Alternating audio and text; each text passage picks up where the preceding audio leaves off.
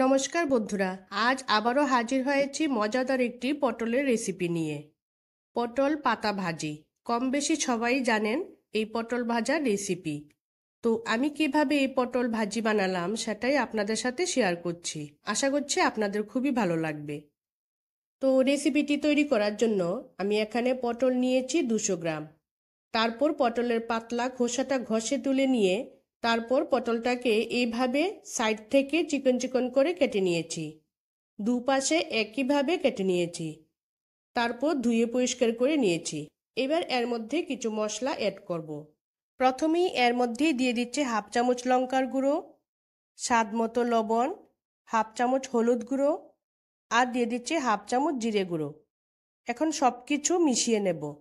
হাত দিয়ে সব কিছু ভালো করে মিশিয়ে নিতে হবে যাতে পটলের গায়ে মশলা খুব সুন্দরভাবে লেগে যায়।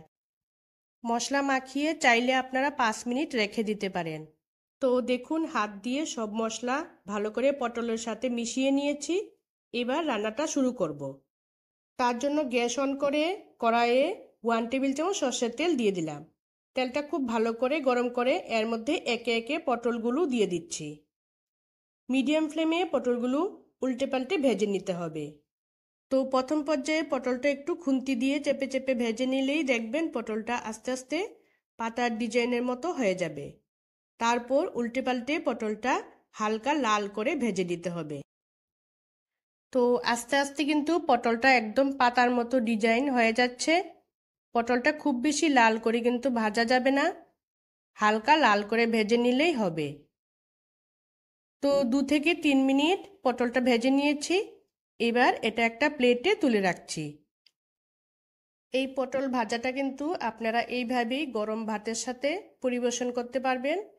তবে এর স্বাদ দ্বিগুণ করার জন্য এবার পটল ভাজার তেলেই দিয়ে দিচ্ছি 1 চামচ আদা রসুন কুচি আর দিয়ে দিচ্ছি একটা মিডিয়াম সাইজের পেঁয়াজ কুচি। এরপর একটু নাড়াচাড়া দিয়ে পেঁয়াজটাকে একটু ভেজে নিচ্ছি। এবার এর মধ্যে দিয়ে দিচ্ছি অল্প একটু লবণ আর হলুদ গুঁড়ো। খুব বেশি মশলা দেওয়ার কিন্তু দরকার নেই, কারণ পটল ভাজার মধ্যে কিন্তু যথেষ্ট মশলা দেওয়াই আছে। পেঁয়াজটাকে ভাজতে ভাজতে দেখুন বেশ নরম হয়ে গেছে। এবার এর মধ্যে ভেজে রাখা পটলগুলো দিয়ে দিচ্ছি। তো সবগুলো পটল দিয়ে এবার পেঁয়াজের সাথে মিশিয়ে নিচ্ছি। তো মিডিয়াম ফ্লেমে 1 থেকে 1.5 মিনিট পটলগুলো পেঁয়াজের সাথে খুব ভালো করে মিশিয়ে নিয়ে খুব ভালো করে ভেজে নিয়েছি।